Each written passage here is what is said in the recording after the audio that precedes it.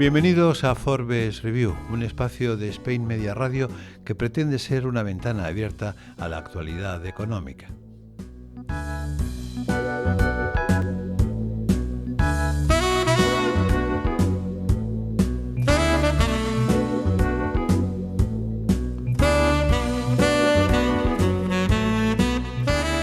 Bienvenidos a Forbes Review, amigos. Nuestro tema de hoy es la ciberseguridad. Recientemente se ha celebrado un encuentro internacional de expertos sobre la materia, al que ha asistido nuestro invitado de hoy, Ricardo Maté, director general de Sophos Iberia. Bienvenido a Forbes Review. Hola, buenos días. Bueno, en Sophos Day, que es así como se ha llamado la cumbre, ¿qué nuevas alarmas han surgido en los debates? ¿Han aparecido nuevas alarmas con las que tenemos que estar seriamente preocupados? ¿Vivimos a partir de en un mundo menos ciberseguro? Bueno, vamos a ver, desde Sophos y desde nuestros laboratorios, Sophos Labs, acabamos de publicar un informe de las ciberamenazas en el año 2019. Y lo que estamos viendo es que cada vez los ciberdelincuentes se están convirtiendo en organizaciones más organizadas, si pudiéramos decir más profesionalizadas, aunque esto suene mal, pero es una realidad, y están desarrollando ataques cada vez más complejos y, por desgracia, más eficientes. ¿Esto qué significa? Pues significa que estos ciberatacantes están estudiando a sus presas, están planificando de qué manera van a atacar a estas presas y están llevando a cabo ataques aprovechando las potenciales puertas abiertas que las empresas o los organismos públicos están dejando para colarse dentro de estas empresas y desplegar diferentes técnicas para conseguir sus resultados. ¿Y cuáles son los resultados que pretenden conseguir? Pues por un lado, el conseguir el pago de un rescate económico. Al final hay que pensar que este es uno de los objetivos más codiciados por los ciberatacantes.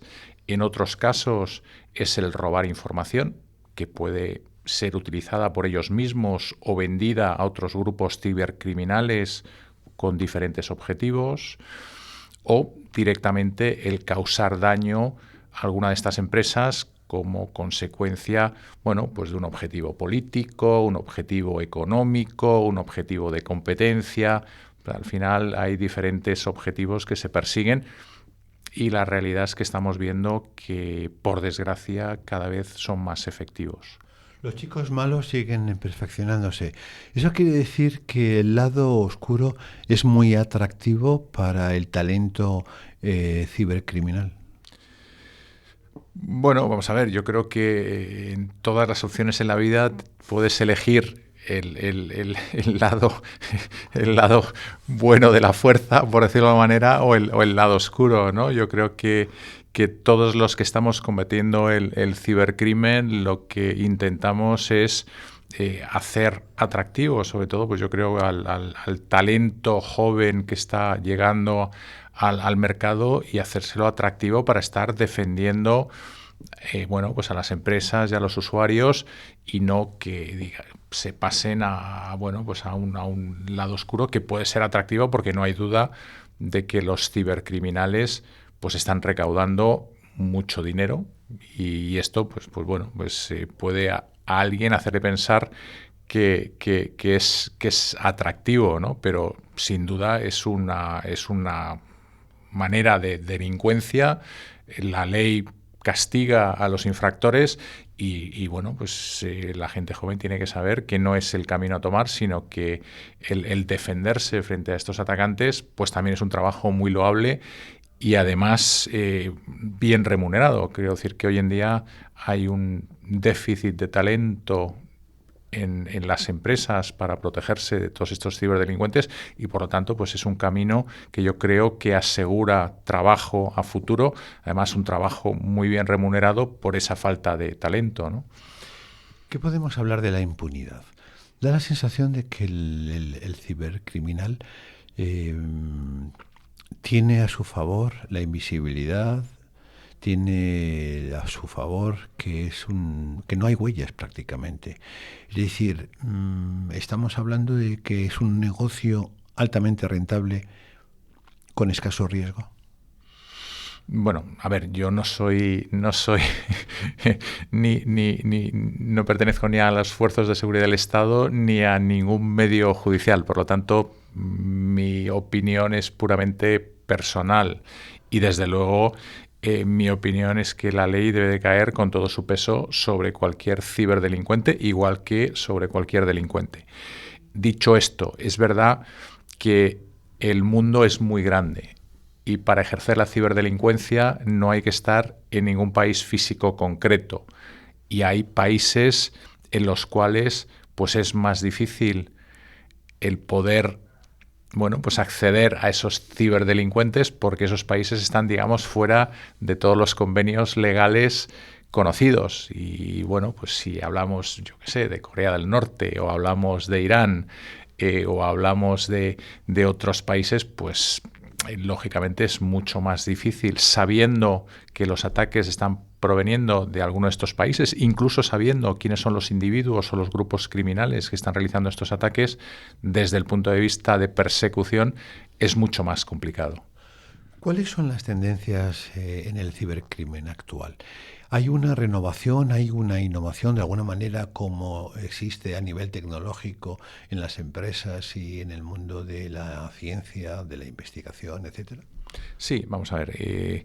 Lo que desde Sophos Labs estamos viendo, como decía antes, es que los cibercriminales se están haciendo cada vez más sofisticados. Entonces, ¿qué técnicas están utilizando? Bueno, pues primero están utilizando herramientas que los propios sistemas proporcionan a los administradores para administrar los sistemas, y estos cibercriminales están aprovechando esas herramientas para distribuir el malware dentro de las organizaciones y además para distribuirlo de una manera muy rápida y muy eficiente. Y además muchas de estas herramientas, como son herramientas lícitas que utilizan casi todas las empresas, a la hora de detectar que se está produciendo un ataque dentro de esa empresa, pues las herramientas tradicionales no detectan como algo ilícito, porque, ya digo, se están utilizando herramientas lícitas de los sistemas. Y además están intentando ir a aquello que hace más daño. Intento explicarme. Por ejemplo, hasta la época de WannaCry, si recuerdas, hace 2 años, no hace tanto tiempo, en lo que cifraban cuando había un ataque de ransomware, pues eran los puestos de trabajo.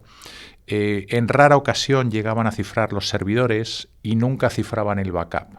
En estos momentos estos grupos cibercriminales son conscientes de que si lo que consiguen es cifrar primero el backup, después cifrar los servidores y por último los puestos de trabajo, que quizás sea lo menos importante, el daño ya está hecho. Es decir, las organizaciones que han sufrido este ataque pues no pueden recuperar sus copias de seguridad, no pueden recuperar sus servidores y están totalmente en las manos del atacante.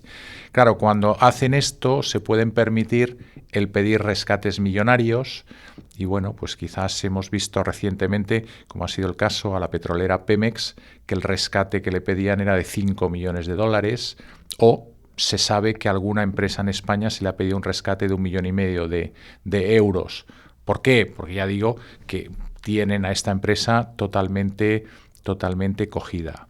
Otra de las técnicas que estamos viendo, en el mundo de la ciberseguridad, se está utilizando la inteligencia artificial para defendernos de los ciberatacantes. Pero los ciberatacantes también están empezando a utilizar esas técnicas de inteligencia artificial para llevar a cabo de una manera más eficiente esos potenciales ataques. Y entonces lo que estamos viendo son técnicas mixtas en las cuales utilizan técnicas de inteligencia artificial o de machine learning unidas con una parte manual donde el ciberdelincuente estudia a su presa y digamos que lo que detecta mediante estas técnicas de inteligencia artificial son las potenciales vulnerabilidades, las puertas abiertas, y luego ya lleva a cabo su ataque de una manera mucho más manual. ¿Cómo es ese ciberdelincuente? Estamos hablando de un lobo solitario que trabaja desde un lóbrego sótano. Bueno, yo creo que en general no. En estos momentos lo que hay, y yo voy a no comentar sobre, digamos, lo que es ni el ciberterrorismo ni la utilización de técnicas, bueno, cibercriminales por estados para ataques entre estados. O sea, de lo que voy a hablar es del ciberdelincuente. Y el ciberdelincuente, en estos momentos, yo creo que son casi todos grupos perfectamente organizados, grupos estructurados, que utilizan, como decía, herramientas muy sofisticadas, y además que muchos de estos grupos se relacionan entre sí y, de hecho, se ceden soluciones, productos, técnicas, y bueno, pues colaboran entre ellos. Como decía antes, el objetivo que normalmente tienen estos grupos cibercriminales es conseguir recaudar dinero, y en algunos casos son contratados por otras empresas para hacer daño a algunas empresas. Desde ese punto de vista están perfectamente organizados, tienen su estructura, tienen sus objetivos comerciales de cuánto dinero quieren recaudar, tienen sus objetivos comerciales de a cuántos otros ciberdelincuentes quieren atraer a su causa, porque cuantos más ciberdelincuentes, más capacidad de recaudación tienen. Y bueno, pues es lo que estamos viendo en estos momentos. Y luego la recaudación que hacen, el chantaje que cobran, si es que lo cobran, lo hacen siempre a través del mundo de las criptodivisas. Bueno, ha sido el modelo habitual, pero estamos viendo que eso está cambiando. Y estamos viendo que eso está cambiando porque las criptodivisas cada vez son más inestables y existe más fluctuación en las criptodivisas. Entonces, si consiguen el que les hagas una transferencia directamente en dólares o en euros, ahí no hay ninguna volatilidad.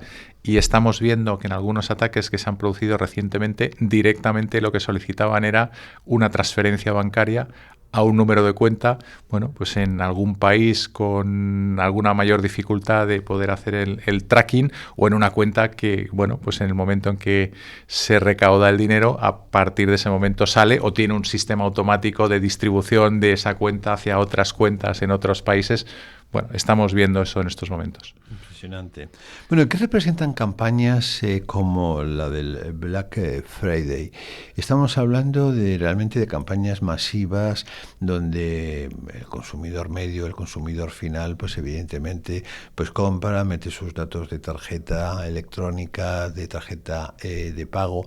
Estamos realmente en estos episodios con un aumento exponencial de los casos de ciberdelincuencia. Bueno, vamos a ver, yo creo que, y aquí estamos hablando de cómo los usuarios en su vida, digamos, privada, deben de protegerse en el mundo, bueno, en el mundo digital, en el mundo de Internet, y esto debiera ser algo que nos debe de preocupar en nuestro día a día. O sea, lo que es verdad es que durante este tipo de campañas, el Black Friday o el Cyber Monday, lo que sí que se producen es, por un lado, un bombardeo de ofertas de diferentes, compañías, medios de retail, etcétera, etcétera, y ese bombardeo de campañas, la mayoría de ellas son perfectamente lícitas, que provienen de los retailers con los que normalmente transaccionamos, pero bueno, entre medias se puede escapar alguna, pues que no sea lícita, ¿no? Y desde ese punto de vista, pues los usuarios lo que tenemos es que ser conscientes cuando nos conectamos a una web o contestamos a un SMS o a un WhatsApp, y sobre todo yo diría que más precaución en un SMS o en un WhatsApp, porque si nos conectamos a Internet en un browser dentro de un PC, tenemos la capacidad de analizar mejor de dónde nos viene la información, verificar si la web es lícita, es la habitual, si tiene, bueno, pues un modo de conexión seguro basado en HTTPS o no. O sea, estas cosas en un browser normal podemos verlo, mientras que a lo mejor en un SMS o en un WhatsApp, que directamente contestamos en una ventanita muy pequeña a un mensaje, es mucho más difícil verificar si esto es lícito o no, y por lo tanto ahí tenemos que tener cuidado. Y como decía antes, bueno, pues durante estas campañas al estar interactuando con muchos más medios, pues ser un poco más precavidos. Y bueno, pues yo creo que al final siempre hay que dar una serie de consejos, ¿no? Y es pues no dar datos bancarios ni datos personales, verificar que nos estamos conectando realmente a quien dice que quiere ser, que son establecimientos online conocidos y de reconocido prestigio. Bueno, y los chollos al final no existen. Quiero decir que cuando algo es demasiado atractivo, pues desde luego desconfiar, porque nadie nos va a regalar nada. Y esto yo creo que nos ha pasado siempre, ¿no? Precisamente sobre eso quería preguntarte. Es que efectivamente creo que todos hemos sido víctimas de alguna manera de ese fraude, es decir, de pretender de descubrir un chollo y al final nos ha salido el tiro por la culata. Pero tenemos que acostumbrarnos a vivir con ese riesgo, con esa posibilidad de tener que pagar, digamos, ese precio de ser víctima por tener que comprar en Internet. Sí, o sea, yo creo que debemos de meterlo en nuestra vida como una posibilidad y yo creo que eso no nos debería asustar. O sea, simplemente hay que tomar en cuenta los riesgos que hay y poner las medidas que nos ayuden a protegernos. La primera medida es sentido común, o sea, esa yo creo que es la primera. La segunda, formación. Quiero decir que bueno, pues todos nos hemos formado en diferentes ámbitos y es importantísimo, exactamente igual, en el mundo de la ciberseguridad, el que nos formemos y que sepamos cuáles son los riesgos y que sepamos cómo defendernos y que los pongamos en práctica. Y luego, por otro lado, pues sin duda, implementar las herramientas que nos ayuden a defendernos. Quiero decir que en los dispositivos móviles hay soluciones de protección avanzada de esos dispositivos móviles. Por supuesto, en nuestros PCs, nuestros laptops, cualquier dispositivo que tengamos, ya digo, hay soluciones avanzadas. En nuestro caso, bueno, pues por ejemplo, tenemos para usuario doméstico Sophos Home, que además es una herramienta gratuita y que, bueno, pues garantiza la seguridad de dispositivos, o nuestro antivirus para Android, que también es gratuito y que, bueno, pues que recomendamos a los usuarios que se lo instalen en sus dispositivos. Con esto lo que vamos a hacer es reducir el grado de riesgo en un porcentaje muy importante, y el resto, pues ya digo, son buenas prácticas que todos tenemos que implementar en nuestra vida digital. Hablemos ahora de nuestro país. España ha sido víctima en 2019 de un total de 36 ciberataques considerados críticos, de los que entre 20 y 22 fueron perpetrados por otros estados, según el Centro Criptológico Nacional. Recientemente se detectó uno en una importante emisora nacional de radiodifusión. ¿Hemos de acostumbrarnos a convivir con estos ataques que realmente parecen de película? Bueno, son un poco lo que te comentaba al principio de la intervención. O sea, estos ataques son ataques dirigidos, son ataques que están siendo organizados por grupos cibercriminales, y sabían perfectamente a quién atacaban y sabían perfectamente qué es lo que querían conseguir. Es cierto que desde después de verano hemos visto un incremento muy importante de ciberataques, tanto a entidades públicas, sobre todo ayuntamientos y bueno, pues alguna otra entidad pública, y a un número también importante de empresas de todos los tamaños, porque la realidad es que estamos viendo que hay ataques a pequeñas y medianas empresas, hay ataques a medianas empresas y hay ataques a muy grandes empresas, como hemos conocido hace bueno, pues yo te diría la semana pasada, ¿no? Y claro, un poco la pregunta es, ¿no existe la posibilidad de defendernos ante estos ataques? Y la realidad es que sí. O sea, quiero decir que existen medidas para podernos defender. Y bueno, pues las empresas tienen que, al igual que los particulares, tienen que conocer mejor cuáles son los riesgos y tienen que dotarse de medios. Desde luego, tienen que dotarse de presupuestos en ciberseguridad, tienen que dotarse de medios para gestionar esa ciberseguridad, sean medios internos o sean externos. Quiero decir que hay empresas especializadas en ofrecer servicios de ciberseguridad que pueden ser contratadas por cualquier empresa, por pequeñas, medianas o muy grandes, y todas las empresas debieran de tomar las medidas para protegerse y defenderse. Desde Sophos lo que ya hace tiempo venimos diciendo es que el tradicional antivirus no te va a proteger de este tipo de ataques.